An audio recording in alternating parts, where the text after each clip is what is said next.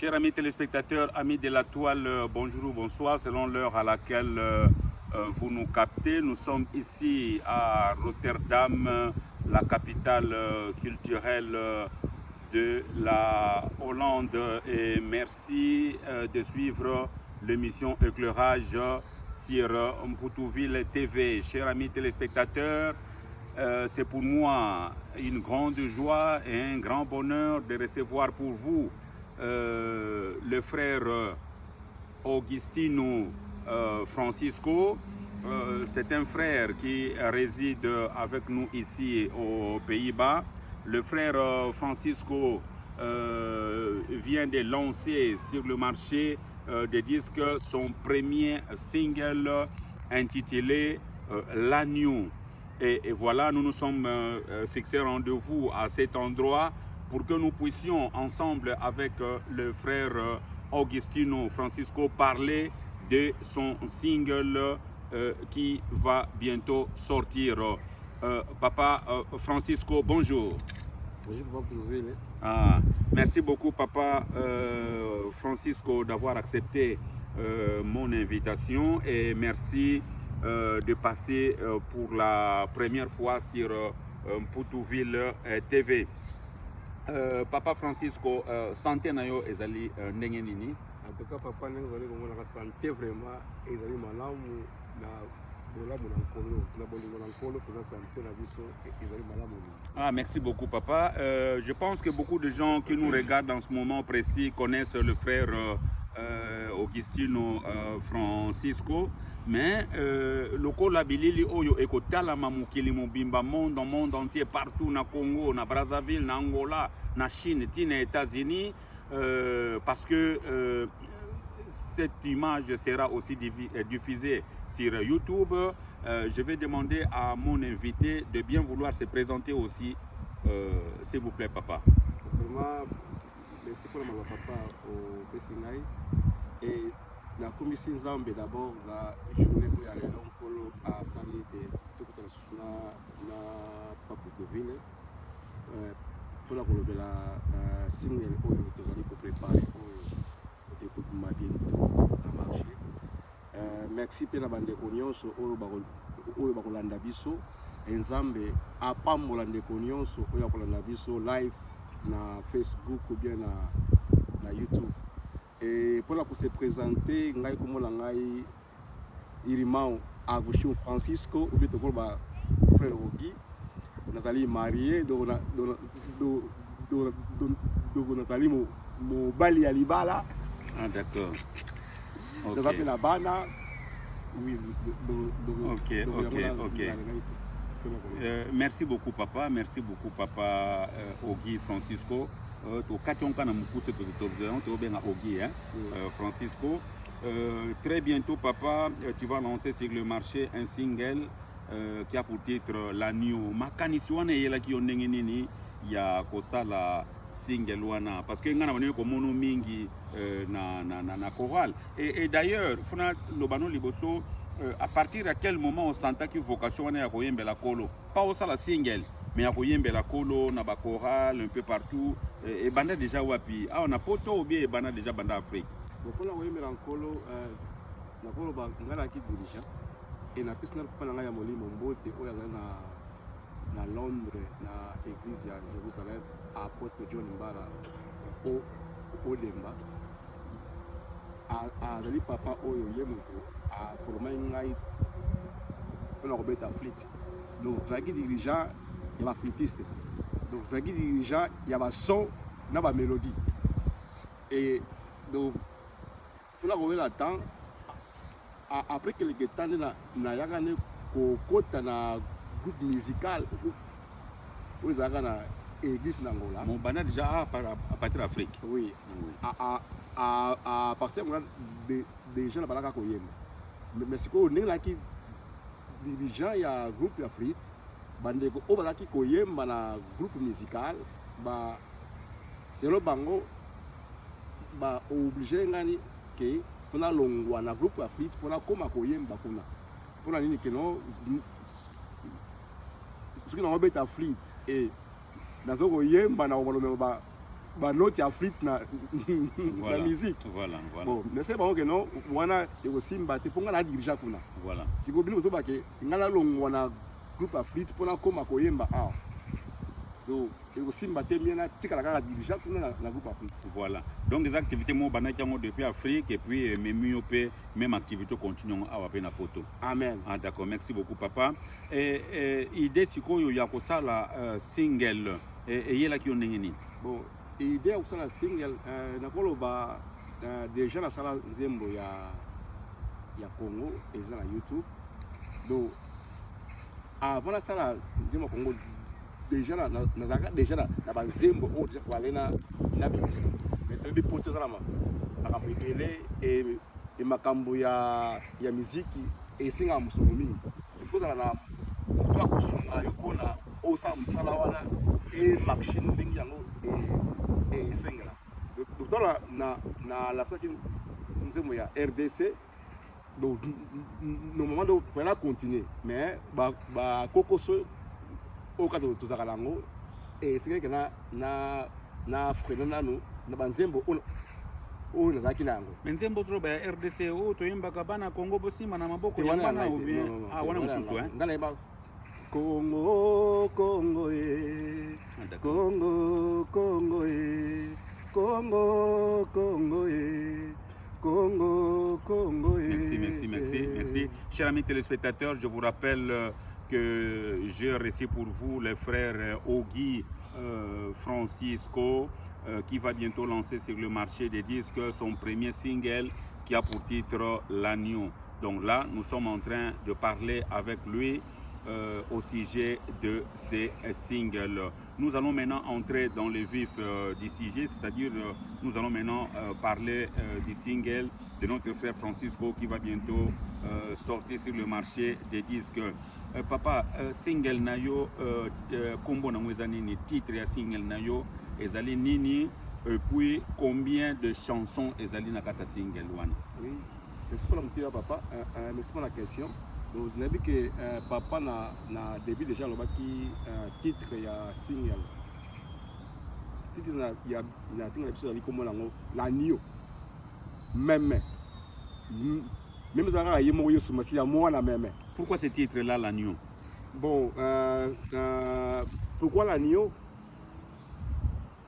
Bible et ezali ko senga na biso ba na Nzambe et sengeli il faut tumi bongisama pona kuya ya mwana mpate. Akoya kozwa biso oto bengami basi ya Yesu Masia. Biso oto zali église ya Yesu Masia. Église et ezali ngai nayo. Église et ezali bâtiment te ezali biso bato. Eza pe ya mutu te. Amen. Mais église ezali ngai nayo papa. Donc biso ali bato ya nkolo. Oui. Tout ali bato ya bato te. Oui. Parce que nous avons bongo parce que vraiment toto betali bakute mais c'est vrai que tout le monde a ba homme de Dieu belé pe obalbaka bon tokei na ken église nanga yo mkono ko ya église nanga vraiment bazaka vraiment na libungi moko ya munene. Donc oui papa. Donc biso bana na Nzambe tozali église ya nkolo. Oui. Et biso o tozali basi ya Yesu Masia. Voilà. Donc yende akoya kozwa biso. Ouais. Donc l'église, papa, c'est Ezali, Bissotozali, nous sommes les membres d'un corps dont Jésus est la tête. Amen. Yangwana l'église. Amen. Ah, d'accord. Donc titre non, Olobi Ezali Agneau, L'Agneau. Et quels sont le banzembo o Ezali kunakati? Combien de banzembo ezana kati ba titre na Ezali nini? Banzembo ezana kata single wana. Bon, tout ça na 4 chansons na 4 singles. Dis-moi les bosso yango vous allez lancer Kalamingi na YouTube. Otolobi na titre ya mobali ya libala. Ngapena na mobali ya libala. De ko pa bala pa ye pas ali mobali ya libala, mais ezali na mobali ya libala penza. Yende wala penza oya ko kozwa biso. Po libala ya libala wana ndenali siko. Yesu Masia wana to bengi L'Agneau. Voilà. donc yinde ali vrai mobali ya libala oui okoki kobeta tolo ke ngala za mobali ya libala mais ezali na mobali ya libala ya solo véritable mobali ya libala véritable mobali ya libala c'est Jésus-Christ de Nazareth. Amen. Ah voilà. Mais ba titre ni le sous ba chanson ni sous na deuxième titre auto ko lancer après mobali ya libala ezali mewa mo donc mewa mo ali momoko ezala portugais o tokiko bala na lingala bolingo na ngai après etikali mibale après tozali na identité na mususu et yasuka ne ya bato loba l'agneau. Ah d'accord. Et on a 4 titres na kati ya single na yo et quel est le titre quelle est la chanson phare de ces singles la chanson ezali de base na ta single wana. Bon, ngapola ngai papa bazembo nyonso oza la 4 wala news pour et ça bazembo ya base. Oui. Pour chaque nzembo et ça la message na yango. Ouais. Ou alors nzembo nini oyo et apporter message moya makasi selon toi. Aha, siko nzembo pena oyo esimi motema na ngai ne mobali ya libala. Ah voilà. Mobali ya libala. Pas les bosso. Amen. Alors, comment tu t'es inspiré pour faire ton single? Inspiration, il y a Banzembo wana. Parce que Banzembo belé pesa inspiré mon là na butu tamsu mandoto, yo inspiration no ezaki ndenge nini au sala ba kom. Ba komeli yo pa ya mutu pa ya parolier, nde to mona na musique mondaine ou bien au combien opena yo moko so combien yo moko inspiration na yo et outil wapi. Bon, vraiment la koloba merci pour la question pas vraiment a komelanga banzembo azate bon na zapela banzembo kamola sita koma na zapela banzembo ko la mingi inspiré na voilà siko zembo ali bosso ouais ba single oyo na zaki inspiré na mozali et ezali mobali ya libala siko mobali ya libala do ezaki maloba ezomatanga na motema d'accord nazo yemba mbala moko d'accord et c'était que non na sibiki na fone na poma non ezali maloba moko oyo ezaki kiko matangai et chaque fois que maloba et matanga na motema do comme mal à l'aise. Et papa, en 2 ou 3 mots ou bien en une phrase, message principal pendant aux OPESA à travers le peuple de Dieu qui nous regarde à travers le monde des années. Moi, qu'est-ce que tu voulais vraiment dire en bref ou bien en une phrase à travers Single Nayo la nuit? Message principal, et ça la carte de Single, c'est un message il y a monde entier. Do mokili mobimba do but obayamba yesu mokonzi pe mobiki sina bango do nayo o nano obongoli motema te nayo o nano oyamba yesu te lokola mokonzi pe mobiki sina do message na biso ali kaka simplement que tout se préparer to bongola mitema pour être mobali alibala kala mingi ta kozonga soki ya zongi ngana yo tokozala wapi. Ah d'accord. Papa, conseil ni noko pesa epa ya bandeko mususu OP basana mécanicien jour basala album mais basala ba single. Et d'ailleurs quelles sont les difficultés que tu as rencontrées ndenge o banda ko sala single wana ti lelo ba difficulté et ça vraiment nini o kutana nango. Et puis, quel conseil tu peux donner à Batou au Bazapena mécanicien un jour, Basala Bassing et tout album chrétien? Bon, pour la difficulté, bon, vraiment, même au niveau du studio aussi, hein, je crois. Et puis, donc, nous sommes la musique, il y a des volonté et qu'on puisse attendre pour et c'est un mingi temps. Il y a mis ça tout. Moyen de finances. Si vous voilà tous les alliés, au salam.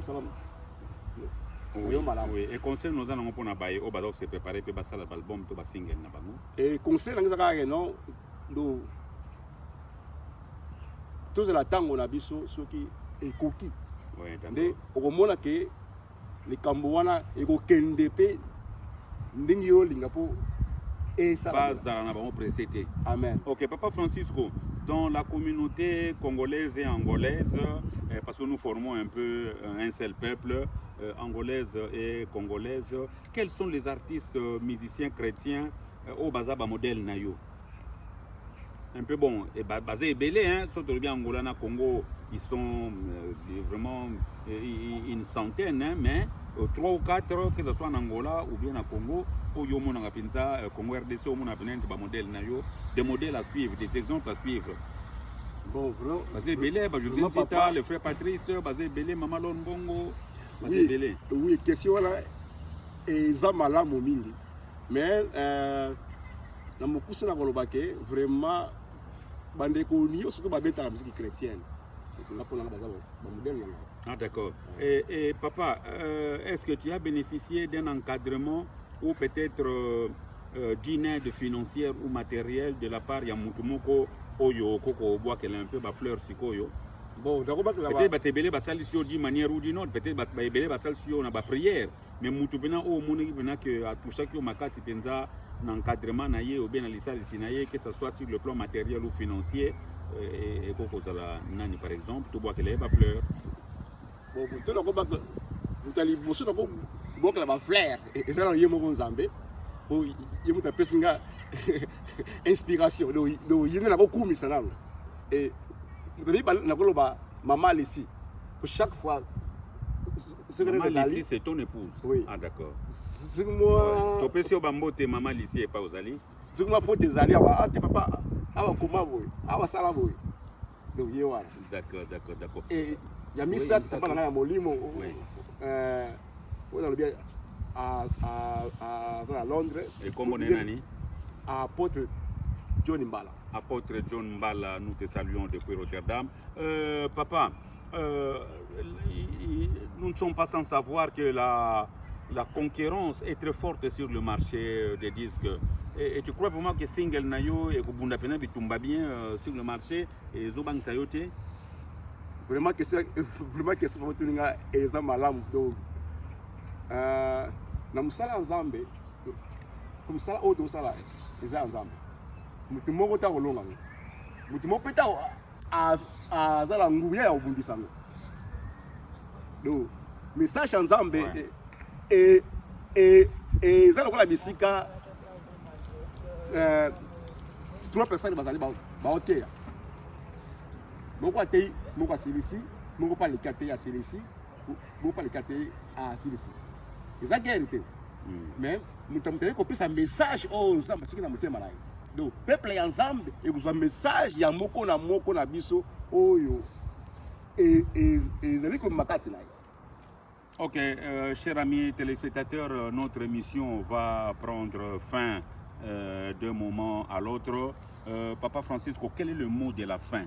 Le Lobanayo Yasuka et Zalinini à tous les téléspectateurs qui nous regardent à travers le monde Oyo, Bazolo Nabiso, Naminit Oyo. Vraiment, les Lobanaya Yasuka Zali, vraiment, na Sénégal, merci, mais pas à Papa Poutouville. Na lolenge to a salaki ete lelo ezala émission moko oyo ya single tozali ko lancer bientôt na marché et ya mibale na koloba que vraiment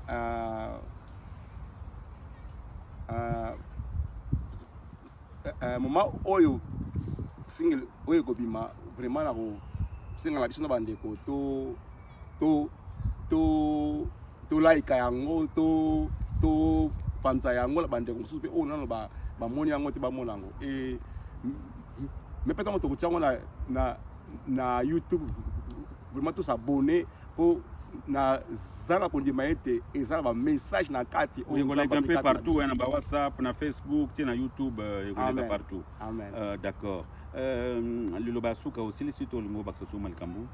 Non, vraiment. Ah, d'accord. Merci beaucoup, merci beaucoup. Alors, toko minapso na suka papa, olingi o pesa moi dédicace pa ya banani, moi mbote pa ya 5 ou 6 personnes avant de clôturer l'émission. napesi mama lisi bambote ebele mpe napesi bana na nga nyonso bambote ebele nazali kopesa bandeko nyonso oyo bakolanda biso vraiment bino nyonso tu napesi bino bambote ebele kimia na nzambe ewumela na mabota na bino. Merci beaucoup, chers amis téléspectateurs. Nous voici arrivés à la fin de notre émission d'aujourd'hui. Je reçois pour vous le frère Oki Francisco, avec qui nous avons parlé de son premier single intitulé L'Agneau. Toutes les personnes de bonne volonté qui veulent bien dans l'avenir ou dans le présent soutenir notre frère Francisco sont le bienvenu. En passant, je voudrais saluer le couple Samba à Paris. Je voudrais saluer ma sœur Mami Lufuma à Kinshasa, mon frère Simbamba qui séjourne actuellement dans la capitale congolaise. Mes salutations vont également à mes filles Goretine Zouzi, à Fifi à Ramazani basée en Suisse, Doris Samba en France, ma nièce Bobette Lungwengu qui est en France, mon fils Docta de Strasbourg na Bossani Yote, Serge Lungwengu, Lucien Blanchard, mon fils Olivier na Bossani Yote, Doudou Samba, voilà, je ne t'oublie pas non plus, mon fils Doudou. Et voilà, je salue également mon fils Eric depuis le Canada. Et peut-être je salue toutes les personnes qui me connaissent. Je salue aussi mes enfants dont je n'ai pas cité les noms ici, mais quand je dis mes enfants, c'est toujours mes enfants. Voilà, Bino Banso Oyo, Bouti Kota la Bisuna Minute Oyo. Vraiment, Topesi Bino, merci ebele Nandenge Bouti Kota la Biso. Notre émission est arrivée à sa fin. Merci de votre attention. À la prochaine occasion. Honorable Mputouville TV depuis la ville de Rotterdam. Je vous remercie. Voilà, papa, merci beaucoup d'avoir répondu à mon invitation. Je vous souhaite de passer une bonne journée. Vous aussi, papa. Merci beaucoup. Au revoir.